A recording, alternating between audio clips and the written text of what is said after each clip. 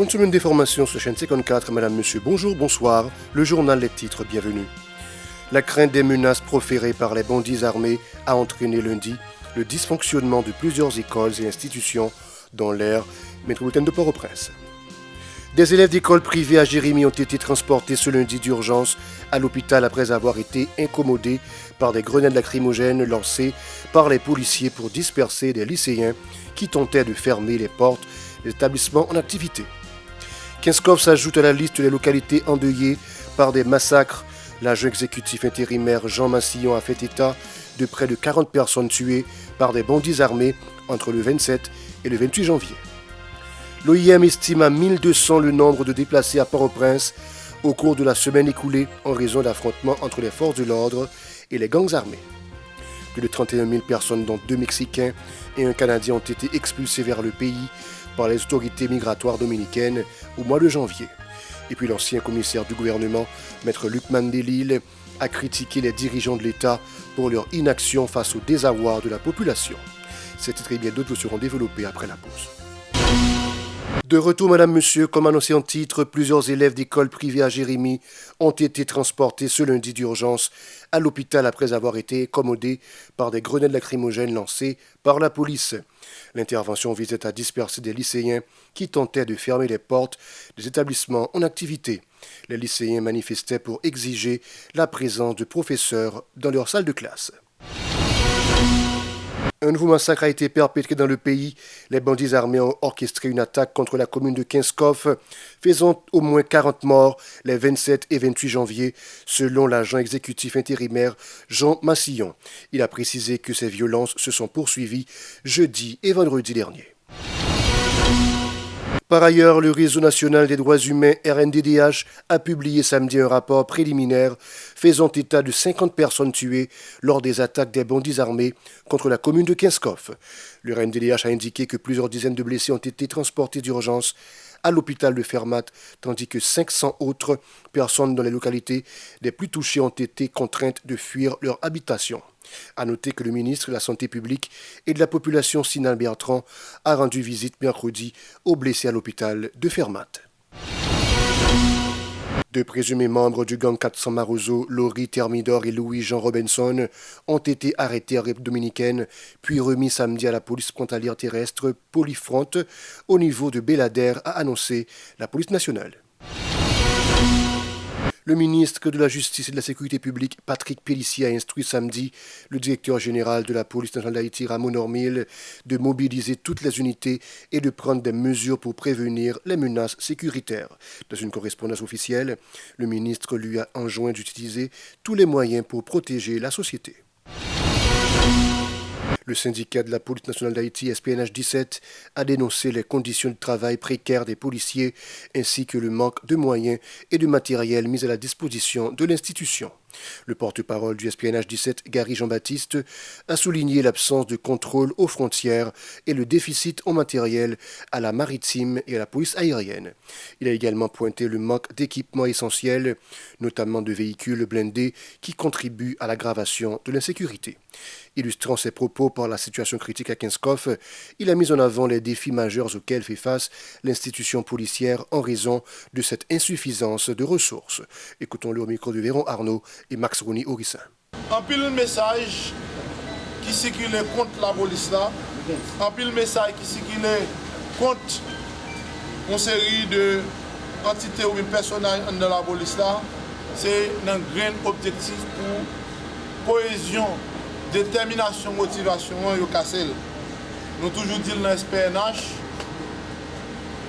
si nous souffrons en pile dans nous, la presse, la police, en pile monde dans la population, nous devons connaître que l'insécurité dans le cadre, il y a pile monde qui a fait millions sur nous. Si Haïti doit sortir dans sa liée, c'est ça nous-mêmes nous demandé dans la presse, dans la police, population. Mais il y a des gens, si Haïti était gens liés là, il a continué à vendre des armes à munitions, il a continué à faire trafic contrebande. Il a continué à faire millions parce qu'il n'y a pas besoin d'Haïti. Nous-mêmes nous disons, la police a besoin de sécurité, façon pour nous gagner, nous conformons déjà, c'est des hommes, une mission et des moyens. Les policiers là, ils ont le travail, ils ont besoin de plus de moyens. Le porte-parole du SPNH 17 a dénoncé les messages véhiculés dans le but de démotiver les agents de la PNH et de ternir l'image de l'institution. Il a déclaré que l'insécurité est profitable pour des personnes dans le trafic d'armes illégales. Tout le temps, on a parlé de besoin, moyens. Mais qui moyen la police a besoin? Eh bien, on a dit où, je dis, si nous regardons la situation pays, l'insécurité, s'il ne pas résoudre déjà, c'est parce que les frontières nous sont pas contrôlées. La mer a pas gagné matériel pour la police maritime contrôler la mer. L'espace aérien nous a toujours été libre. Pas d'hélicoptère ni drone sophistiqué pour permettre un contrôle aérien. Pas gagner une série de blindés qui sont capables d'opérer de tous côtés. Nous te dit déjà, nous avons un bon blindé, nous avons acheté, alors l'autorité a acheté. Pour la police, c'est blindé capable de faire le transport de troupes. Ce n'est pas blindé capable de faire opération dans une série de zones difficiles. Nous sommes dans la zone et tant que ça passe qu'est-ce qu'on fait là. Les policiers sont arrivés, ils étaient là. Ils ne sont pas capables d'arriver dans une série de monde, dans une série de ragés. Ils n'ont pas de matériel pour ça, pas de moyens pour ça. Avec des drones sophistiqués, avec hélicoptères, le travail là est plus facile. Ça veut dire, je dis, les policiers ont besoin de moyens pour être capables de travailler, pour être capables de faire plus de résultats. Et c'est ça nous-mêmes, je dis, on a demandé parce que c'est ça qui manqué. Le coordinateur du Conseil président de transition CPT, Laissy Voltaire, est rentré au pays vendredi après sa tournée en Europe. Il a été accueilli à l'aéroport Toussaint Louverture par d'autres autorités étatiques, dont le Premier ministre Alex Didier Fils-Aimé. Lors d'un point de presse, M. Voltaire a présenté le bilan de son voyage. Il a évoqué sa rencontre avec le pape François au Vatican, suivi d'un échange avec le cardinal Pietro Parolin, secrétaire d'État du Saint-Siège. Il a également révélé qu'il s'est entretenu avec des responsables de l'ONG Sante Egidio concernant un soutien accru pour faire face à la crise humanitaire en Haïti. Écoutons-le. Moi, j'étais chita avec Papa, nous avons parlé de transition politique, là, de transition que nous avons fait en ESAM, des balles, feuille de route que le gouvernement gagne. Nous avons suggéré que l'Itaka patronne en conférence internationale sous solidarité avec Haïti. Parce que nous connaissons que les Américains dit qu'ils vont couper aide, assistance humanitaire, aide au développement avec un paquet de pays sous-développés, sauf pour Israël avec l'Égypte, et qu'ils vont expulser un paquet d'Haïtiens qui ont même le programme Biden, et ça va avoir un problème de diminution de transfert de l'argent. Après ça, nous avons parlé avec cardinal Pietro Parolin et nous avons continué à insister sur la question insécurité et sur qui gens nous capables de diminuer grand goût qui gagne la population. Nous avons placé en image de Notre-Dame du Perpétuel Secours dans les jardins du Vatican. Donc nous-mêmes, nous demandons spécialement avec Perpétuel Secours, même Jean a fait miracle là, en 1882, pour qu'ils font miracle pour nous, pour l'effacer, pour neutraliser gang pour nous, qui pour permettre nous de pacifier le pays. Ensuite, nous allons rencontrer avec ONG les Sante Egidio et qui gagne un paquet de travail qu'elle fait au monde, qui a lutté contre la pauvreté, et nous avons parlé tout sur la question insécurité alimentaire. De l'autre côté, le président du CPT a affirmé que lors de sa visite en France, il a rencontré avec les responsables de l'Organisation internationale de la francophonie, OIF. L'organisation a promis d'envoyer en Haïti un expert en février, un ancien président du Burundi, pour évaluer les besoins des médias en vue d'une assistance.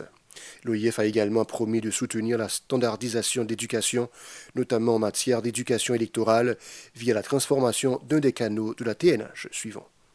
Ensuite, nous rencontrons avec Fonds international pour le développement agricole, FIDA, qui est une organisation des Nations Unies, qui est même en Haïti, et qui a à peu près 17 millions de dollars qui ont investi dans un pays sous question d'augmenter capacité agricole nous. D'abord, nous rencontrer avec l'Organisation internationale de la francophonie. Nous demandons tout si nous sommes capables d'aider la télévision nationale pour que nous soyons capables de standardiser l'éducation, pour nous transformer la télévision nationale dans le channel lieu. La télévision nationale il y a plusieurs canaux. Il y a un canal pour capable de transformer en canal éducatif et culturel et qui est capable de tout l'élection que nous allons faire, capable de bailler des temps d'antenne à tout candidat. Il y a envoyé un expert, nous, qui est un ancien président du Burundi, qui a entré en février, vient analyser qui gens pour aider nous dans la question médias et surtout dans la télévision nationale. Le coordinateur du CPT, Leslie Voltaire, s'est également entretenu avec le chef de l'État français Emmanuel Macron. Lors des échanges, ils ont abordé de nombreux sujets, notamment la crise sécuritaire en Haïti. Le président français s'est engagé à envoyer un expert en sécurité dans le pays et à fournir une flotte à la Colombie afin de bloquer le trafic d'armes, de munitions et de drogue entre la Colombie et Haïti. M. Voltaire a souligné que Macron a lui-même évoqué la question de la dette de l'indépendance. C'est Proco. Nous rencontrons avec le président Macron et nous insistons sur la question de sécurité avec le président Macron et lui promettre qu'il va envoyer un expert pour analyser question sécurité pour aider nous. Moi, je dis tout que nous demandons les Nations Unies, depuis le président Edgar Leblanc, la chère Nations Unies a demandé pour transformer MMSS, la mission multinationale qui est dirigée par Kenya, pour transformer en mission de maintien de la paix, que nous-mêmes nous demandons ça. Et lui-même dit que nous allons parler avec les Chinois pour être capable de faire abstention et financer les missions de maintien de la paix. Ensuite, nous dit que bon problème de munitions, de armes, de drogue qui sortent en Colombie et qui rentré en Haïti et que nous demandons au président Petro pour faire un blocage de ça. Le président Petro te dit que le demandé président Macron pour aider avec la flotte que le gagne Martinique et Guadeloupe et il dit que il pourrait faire ça. L'expert il a tourné sorti en Haïti. L'autre chose qui est intéressant, c'est que pendant que nous avons parlé de sécurité, de l'élection, etc., le président Macron, c'est lui-même qui vient sur la question de dette là, et question de réparation.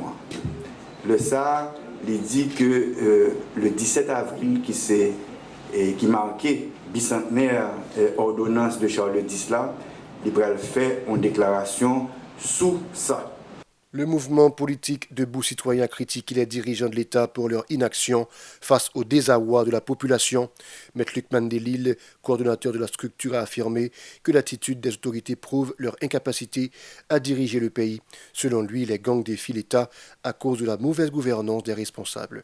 L'ancien commissaire du gouvernement a appelé le gouvernement à prendre la décision de sagesse en remettant leur démission. Écoutons-le au micro de Yasmine Sanon et Marie-Carmel Auguste.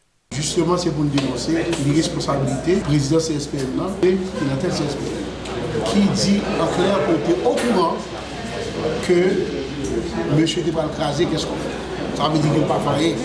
Et M. faillit. Ils font preuve désarmé de puissance, qu'ils montrent qu'ils ne sont pas capables. Si vous n'êtes pas capable, il faut tirer la révérence, il faut que les gens soient capables. C'est-à-dire que nous sommes livrés à nous-mêmes. Le président CPT a même, bon, ça lui-même c'est la comédie nette. Il a gagné responsabilité veillée sous compte. Maman perpétuelle secours pour venir tuer gang pour nous. Alors que c'est encore là, c'est avec de puissance qui continue. Ça a montré que nous entrons dans la fatalité. Ça veut dire qu'ils ne sont pas capables, ils ne sont pas capables de diriger le pays. Et nous sommes peuple qui livré, personne ne peut faire rien pour nous là. Alors même quoi que faut monsieur retirer pour nous, parce que le pouvoir judiciaire c'est un pouvoir d'équilibre, traditionnellement, qui toujours fait élection dans le pays. Et là, je regarde monsieur Dame ça va fait 10 ans, 15 ans, ils n'ont pas fait élection. Pour qui ça, ils n'ont pas fait élection et ils n'ont pas capable. Alors, monsieur, c'est volontaire pas pour diriger Haïti même, parce que la Banque centrale côté de l'argent. Où est bandit plusieurs fois dans la Banque centrale, dans le centre-ville là, où est pas levé. Il repousse avec violence, bandit fait pas. Ça veut dire que l'État est capable. Donc, c'est là une sorte de complicité entre les gens qui sont dans l'État avec bandit. Même pas c'est un petit monde qui comprend ce qui passe en Haïti. Et son complot de malveillance, monsieur fait contre le pays, pour régler l'affaire comme yo, ils détruisent la société, ils détruisent le pays. Et il y a certains gens dans ces pétés là pour le opprimer à orienter, c'est malheureux, et comme si nous l'homme malheureux, il faut voler. Par contre, côté, ça a sorti dans le pays.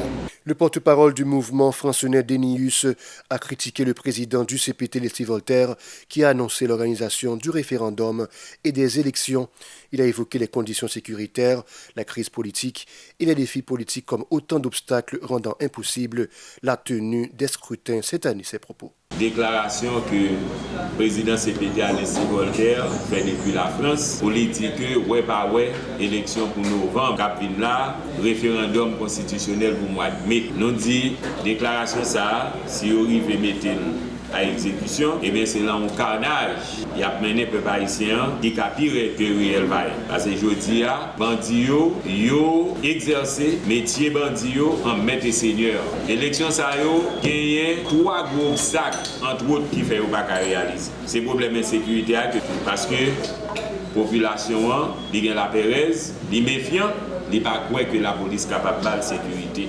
Deuxième problème qui c'est un obstacle à l'élection ça yo, c'est problème politique là. Troisième problème qui gagne, c'est problème logistique. Nous connaissons et Port-au-Prince, c'est lui-même qui république pays. C'est là toute bagaille fait. Et maintenant l'élection ça, c'est là où il y a centre tabulation, c'est là où il y a BCEN, c'est là tout candidat va monter tout pour joindre des matériels qui liés à question élection sont ou pas mettre question campagne électorale qui vous faites. Et bien question ça ou pas résoudre la période que nous y est là pendant que l'isolé déjà le département de l'Ouest et de l'Artibonite, parce que dit que c'est là 8 départements, là fait élection ça yo.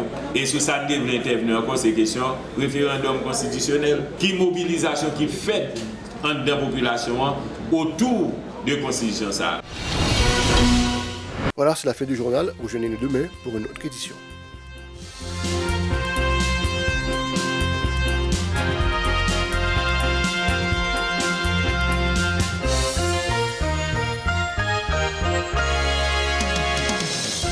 Si vous jugez que cette vidéo est intéressante, n'hésitez pas à liker et partager la vidéo. Et surtout, n'oubliez pas de vous abonner à cette chaîne et activer la cloche de notification pour ne pas louper aucune de nos vidéos.